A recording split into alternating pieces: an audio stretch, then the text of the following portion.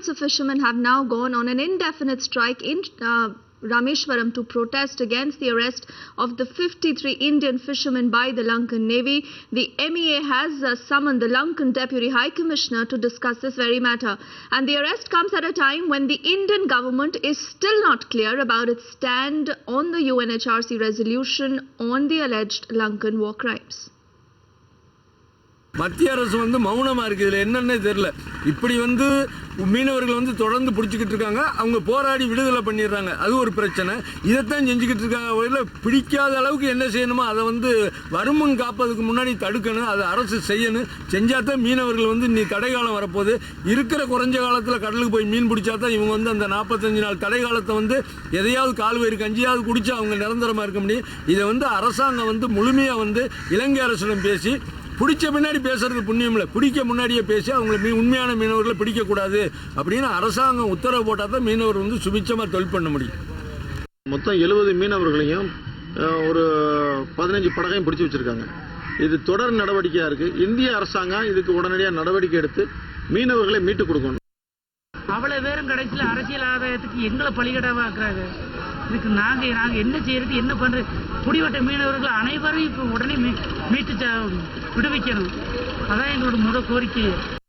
I think the Indian government should look at a more long-term solution, a permanent solution. It can't be a reaction to every time that a fisherman gets arrested or beaten up. The Indian government cannot be running to their rescue. They must not be doing that. They must actually look for a proactive solution. They must get into a diplomatic talks that involve fishermen from both countries and at the highest level try to get a resolution to this. It is not sufficient to protest. There must be a constructive solution that needs to be worked out. And this is the responsibility of the government of India and the government of Sri Lanka to resolve this. It is in their best interest to let hostilities on this particular matter end. Because as it is, I think the atmosphere is very vitiated, and I think attacking Indian fishermen only increases the hostilities in both countries. And this very issue of the arrest of the Indian fishermen has now reached the upper house of the parliament as the DMK and the AIDMK joined forces today to take on the government, demanding a strong action now against Sri Lanka.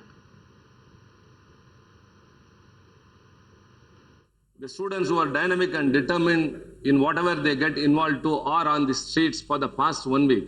They are undergoing fast unto death, and almost all the colleges across Tamil Nadu are closed. Even then, the students refuse to go back to their residence and they are all on the streets, sir. Their demand is that Government of India should by itself move a resolution in UNHRC, but which is not, if it is not possible, it should support the UN resolution to condemn the war crimes of the President of Rajapaksa and to institute an impartial international inquiry into the human rights violation that have happened in Sri Lanka, and also to restore peace in Sri Lanka, sir. Sir, this has been going on for a long. The state of Tamil Nadu is burning.